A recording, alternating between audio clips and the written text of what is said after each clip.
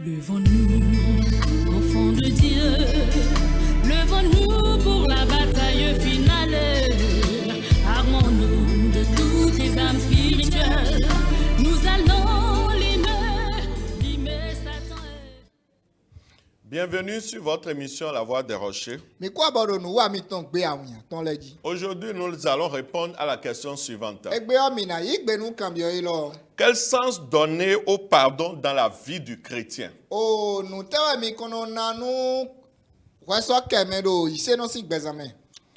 Le pardon, c'est le fait d'excuser ou de tolérer une faute commise à son égard.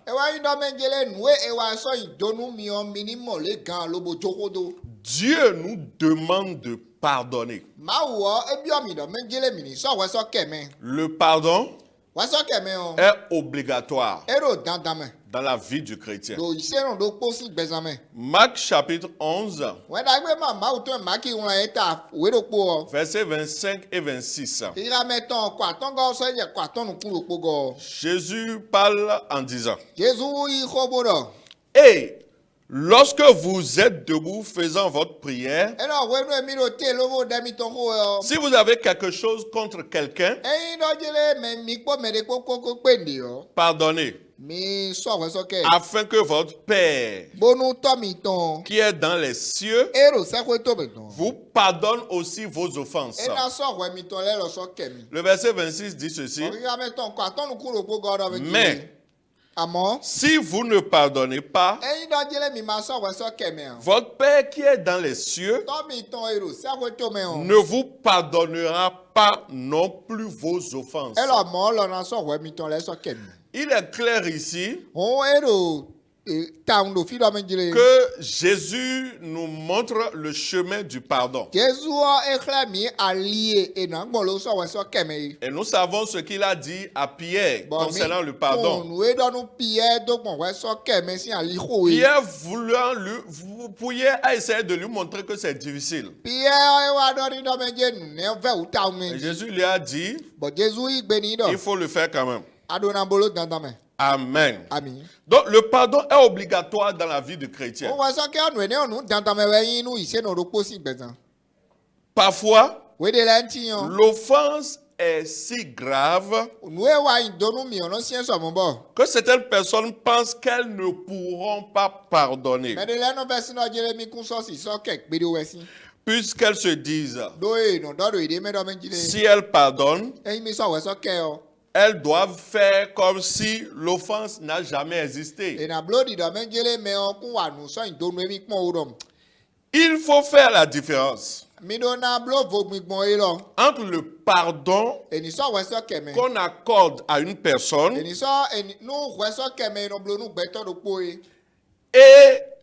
la confiance qu'on accorde à cette même personne.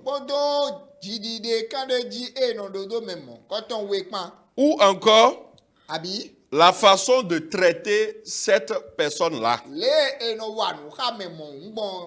Cette différence, les gens n'arrivent pas à le faire.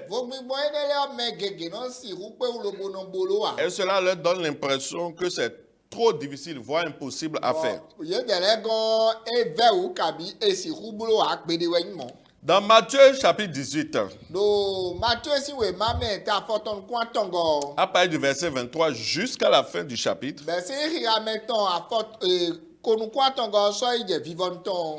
nous voyons ici Jésus raconter une parabole par rapport au pardon. Il dit, on lui a amené un homme qui devait 10 000 talents.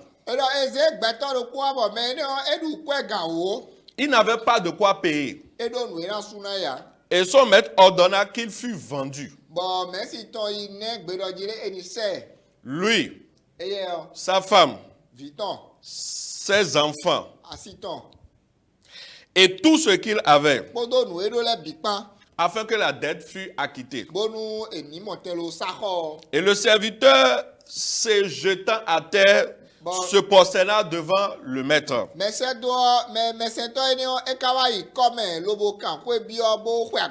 Seigneur, aie patience envers moi. Je te paierai tout. Donc le maître lui a remis la dette. Et ce serviteur, quand il est sorti, lui il a rencontré quelqu'un qui lui devait 100 deniers.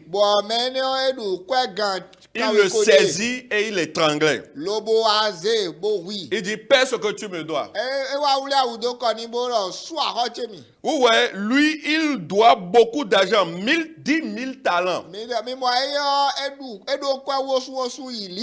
Celui-ci lui doit seulement 100 deniers.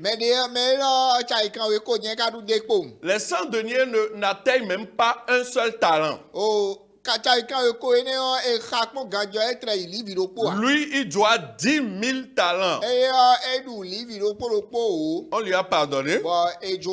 Lui refuse de faire la même chose à celui qui lui doit seulement 100 deniers. Regardez maintenant, le même maître qui l'avait déjà pardonné, la Bible dit, il a fait appeler ce serviteur qui l'avait déjà pardonné. Il lui dit, méchant serviteur, ne devais-tu pas aussi avoir pitié de ton compagnon comme j'en ai eu pitié de toi? Regardez, le maître l'a déjà pardonné. Mais quand il a appris ce qu'il a fait, malgré qu'il avait déjà pardonné, il a dit que c'est un méchant serviteur. Et le maître irrité le livra au bourreau jusqu'à ce qu'il eût payé tout ce qu'il devait. Vous voyez, donc le pardon c'est une chose. La façon dont celui qu'on a pardonné, on le traite aussi, c'est encore autre chose. Nous avons le devoir de pardonner. Mais celui qui est pardonné, quand il a été pardonné, il devrait mieux se comporter. Il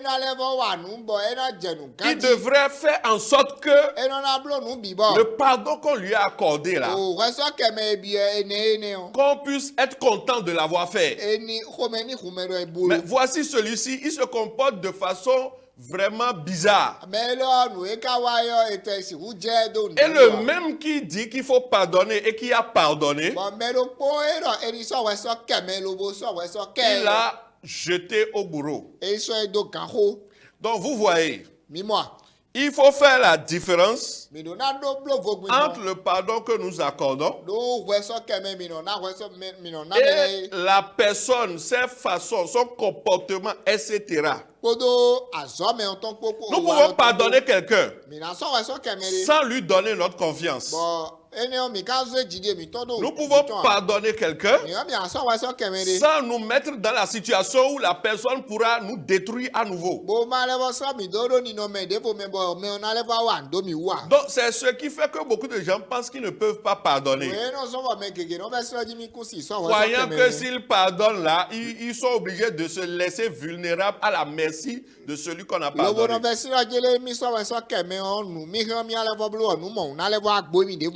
Alléluia. Amen. Que Dieu nous aide, qu'il nous donne la force de pardonner sans nous laisser être victimes des personnes méchantes qui savent que Dieu nous a recommandé de pardonner et qui veulent se servir de ça pour nous faire du mal et nous traiter comme des niais. Soyez bénis. Vous pouvez nous envoyer vos questions auxquelles nous répondrons avec plaisir. Sur le plus 229 97 47 06 79. Soyez bénis. À la prochaine. Shalom. Levons-nous.